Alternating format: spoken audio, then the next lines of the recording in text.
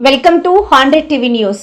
కేంద్ర ప్రభుత్వానికి రైతులపై ప్రేమ ఉంటే ఇచ్చిన మాట ప్రకారం 10,000 మెట్రిక్ టన్నుల యూరియా ఇవ్వాలి. అంతేకాని ఇష్టం వచ్చినట్లు రాష్ట్ర ప్రభుత్వాన్ని బదనం చేయడం సరైన పద్ధతి కాదు అని నేడు ఐడిఓసి కార్యాలయంలో మంత్రి తుమ్మల మీడియా సమావేశంలో తెలిపారు.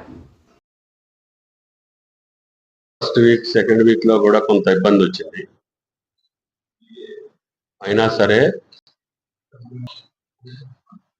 పంటల విస్తీర్ణం, అదేవిధంగా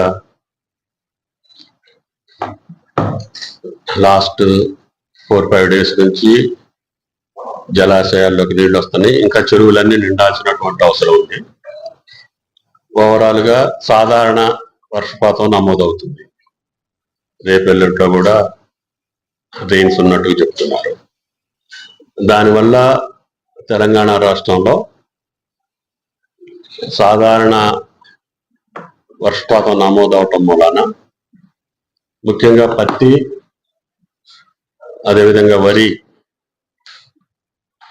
కృష్ణా గోదావరి జలాలకు కూడా అనుకున్నంత మనకి అడ్వాన్స్ గా నీళ్లు రావటం, మన జిల్లాకు సంబంధించి రాష్ట్రానికి సంబంధించి అన్ని పంటలు కూడా రేపు రాబోయే 10-15 రోజుల్లో ప్లాంటేషన్ కానీ సీడ్లింగ్స్ కానీ అన్ని వరి, మొక్కజొన్న, పత్తి ఈ ప్రధానమైనటువంటి పంటలన్నీ కూడా సాగు అయ్యే అవకాశం వచ్చింది.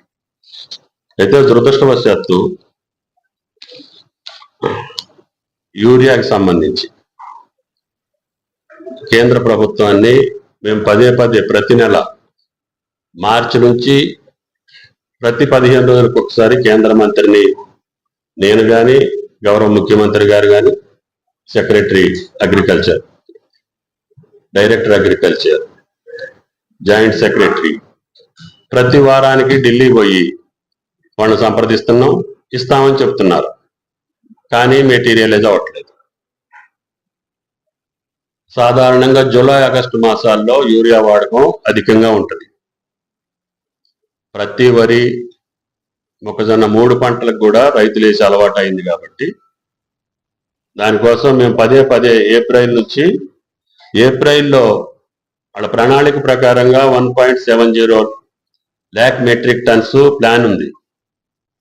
వాళ్ళు చేసింది 1.21 lakh మెట్రిక్ టన్స్.